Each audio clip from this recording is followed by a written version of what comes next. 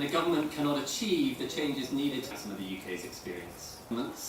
Your Excellencies, distinguished delegates, Bula Vinaka, and good morning and a very good morning to you all. Your Excellencies, this is first open dialogue between parties and non-parties in the history of the COP process. It's not a side event.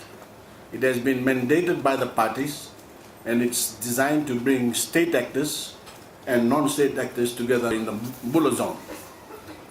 I'm delighted as a COP23 president that we have been able to connect in this manner, because it goes to the heart of the Grand Coalition concept that Fiji has been promoting all year.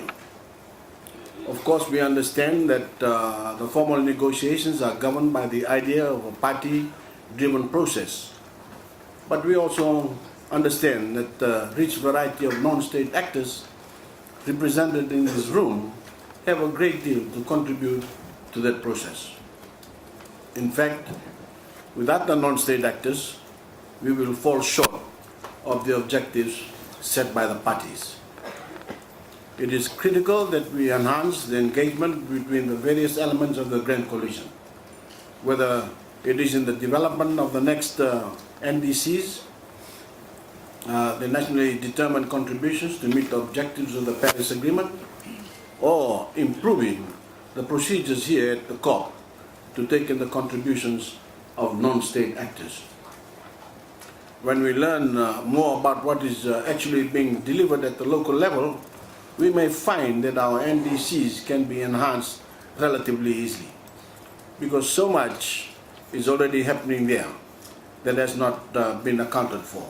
Today we will not be negotiating. We will be talking to each other. And of course we will be listening. This is the perfect setting for adopting the Talanoa Spirit that is so much a part of what Fiji brings to the presidency. Together we should learn how to engage all levels of government, of civil society, the private sector, and billions of ordinary citizens in the formation of the national plans for climate action.